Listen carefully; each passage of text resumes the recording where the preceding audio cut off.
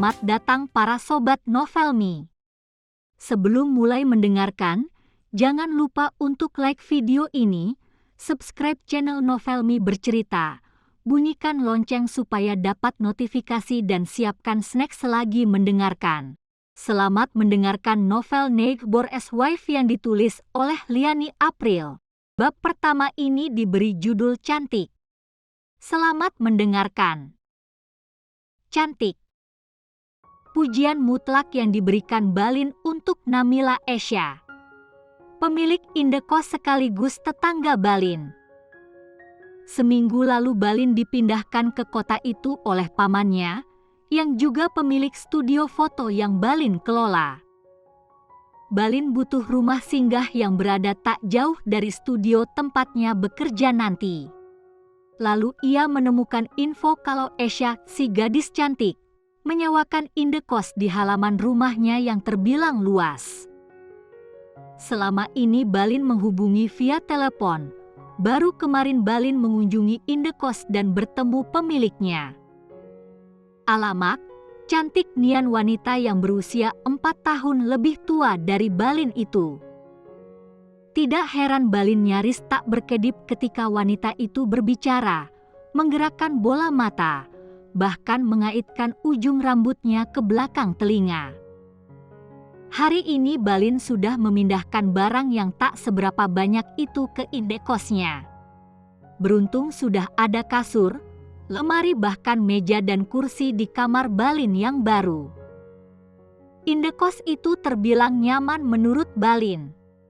Ada 4 kamar berjejer dekat teras rumah utama. Setiap kamar memiliki kamar mandinya sendiri, sehingga tidak perlu ada adegan mengantri kamar mandi setiap pagi. 4 kamar itu sudah penuh. 2 berisi mahasiswi dan karyawati kantoran. 1 lagi pria seperti Balin yang bekerja di bengkel. Balin sudah berkenalan dengan pria itu, Janu namanya. Halaman rumah utama sangat luas. Penghuni indekos bahkan bisa memarkirkan kendaraannya di sekitar sana. Dan yang lebih menyenangkan lagi, pemilik indekosnya sangat ramah. Bukan hanya tutur kata yang baik, gestur tubuh yang enak dipandang mata, Esya juga perwujudan keindahan yang sesungguhnya.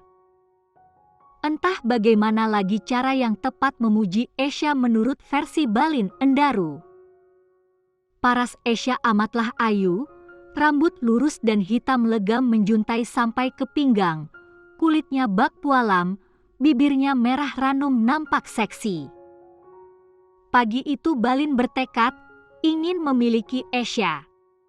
Bukan memiliki dalam arti harfiah, maksudnya Balin ingin memotret sosok Esya, lalu mengoleksi potretnya di album atau memajang di tembok, berjejer dengan potret keindahan lainnya yang berhasil Balin bidik menggunakan kamera. Balin nekat mengacungkan lensa kamera ke arah Esya yang sedang menyiram tanaman di halaman rumah. Balin tidak bersembunyi atau menutupi dirinya agar tidak terlihat sedang memotret si cantik Esya. Biarlah Esya tahu kalau keindahan rupa yang dimilikinya patut mendapat perhatian. Bahkan ribuan potret saja rasanya tidak akan cukup. Cekrek. Suara shutter kamera membuat Esya menoleh pada Balin yang membidiknya di teras indekos. Esya mengerutkan dahi, kegiatan menyiram tanaman jadi terhenti. Sekarang perhatian Esya jatuh sepenuhnya pada Balin. Balin menurunkan kamera ke dadanya. Inilah kesempatan Balin untuk bertemu mata dengan Esya lagi. Setelah kemarin mata Balin puas menatap Esya yang sedang menjelaskan perihal peraturan di indekosnya. Balin suka bola mata Esya yang bulat penuh dan seolah ada nanar setiap kali ia mengedipkan mata. "Kenapa kamu memotretku?" tanya Esya spontan. Butuh beberapa detik bagi Balin untuk tersadar dari lamunannya dan bersikap wajar. Sedangkan dadanya bergemuruh. Jantungnya berdesir. Sebentar lagi dia keawang-awang karena mendengar suara merdu Esha.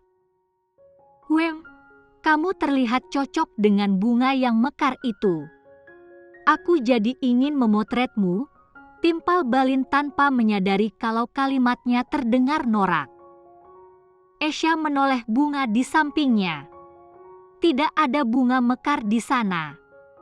Hanyalah jenis sansevieria yang daunnya menjulur ke atas. Itu pun masih tunas.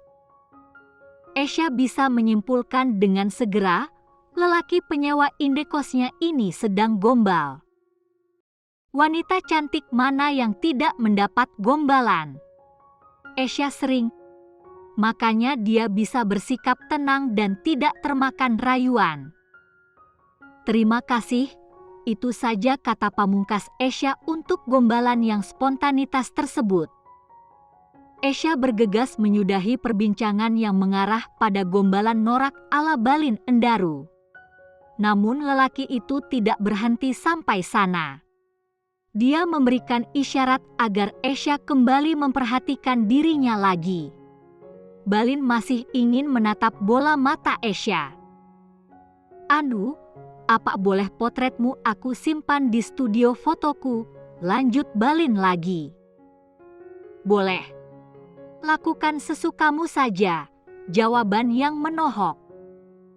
Balin bisa saja meneruskan perbincangan mereka. Hanya saja Esha seolah tidak memberi celah untuk Balin memperpanjang pembicaraan mereka. Esha bahkan memalingkan wajahnya dan hendak kembali ke rumah utama tempat dia tinggal sendirian. Hilang sudah kesempatan Balin untuk bisa menjalin hubungan lebih lanjut dengan Esha. Wanita itu memang ramah, dia juga tidak pelit senyum pada siapapun yang menyapanya. Namun tidak mudah untuk bisa berbincang lebih intens dengan Esha. Terlebih bila orang itu adalah seorang laki-laki lajang seperti Balin. Bagus untuk Esha, itu menunjukkan jelas nilai dari harga dirinya. Meski dia wanita cantik, kaya, dan memiliki segalanya, tapi dia tidak mudah ditembus orang sembarangan. Balin menghela napasnya. Untunglah dia sudah mendapatkan beberapa potret Esha yang sedang menyiram tanaman tadi. Balin berjanji dia akan membidik Esha lebih banyak lagi. Dan yang selanjutnya akan lebih baik dari potret sekarang ini. Tidak disangka embusan napas Balin diperhatikan oleh Janu dari teras kamarnya. Dia terkikik geli melihat Balin yang seperti kalah perang. "Ada apa denganmu, bro? Kamu punya perasaan serius pada pemilik indekos kita?" ledek Janu sambil mendekat ke sisi Balin. Pada dasarnya Balin adalah seseorang yang jujur. Dengan polosnya dia menganggukkan kepala meski itu artinya dia ketahuan menargetkan wanita yang 4 tahun lebih tua darinya. Janu melingkarkan tangannya ke bahu Balin. Mereka memang sudah seakrab itu meski Balin baru kemarin pindah ke indekos. "Lupakan saja, jangan wanita itu, dia terlalu sempurna," Janu memperingatkan. Balin malah merasa keberatan dengan ultimatum Janu. Apa salahnya menyukai seorang wanita? Meskipun dia terlalu sempurna, aku masih berhak menyukai siapapun, termasuk Esha. Janu menggelengkan kepala. Wanita lain boleh, tapi Esha jangan. Sekali lagi Balin merasa risih. Pasalnya ini pertama kalinya Balin memiliki perasaan suka di dadanya. Bagaimana mungkin dia akan kalah hanya karena teman satu kos menyarankan Balin untuk berhenti? Memangnya kenapa, sih? Jangan bilang kalau kamu juga menyukai Esha. Kamu gak mau kita saingan makanya melarangku suka sama Esha. Bukan? Tepat pada saat Janu mengatakan kalimatnya dengan nada oktav, terdengar klakson mobil yang dibunyikan dari luar halaman rumah. Mobil itu hendak masuk ke pelataran rumah Esha. Mendengar klakson itu, Esha yang berada dari dalam rumah refleks menuju ke gerbang untuk membukanya. Balin dan Janu seolah tidak dianggap ada oleh Esha yang kali itu setengah berlari menuju mobil di luar gerbang. Balin memerhatikan dengan seksama. Esha membukakan gerbang hingga memuntahkan mobil hitam ke halaman sekaligus parkiran rumah. Mobil itu telak berhenti. Pintu terbuka memunculkan sosok yang baru Balin temui untuk pertama kali. Kali itu, Esha mengembangkan senyum terbaiknya pada sosok lelaki pengemudi mobil hitam tersebut. Esha bahkan bergelayut di lengan lelaki itu dengan manja. Lengkingan manja dari Esha seolah mengejek telinga Balin yang tak lepas menontoni mereka berdua. "Mas Hakam, aku kangen Mas." Saat itulah Janu menyeringai ke arah Balin yang melotot menontoni pemandangan itu. "Nah, inilah maksudku. Esha itu sudah jadi istri orang lain. Lupakan saja dia." Ini akhir dari bab pertama novel Neighbor's Wife karya Liani April. Kamu suka novel ini? Novel ini juga bisa dibaca di Novelme. Unduh aplikasinya sekarang juga di Google Play Store dan Apple App Store.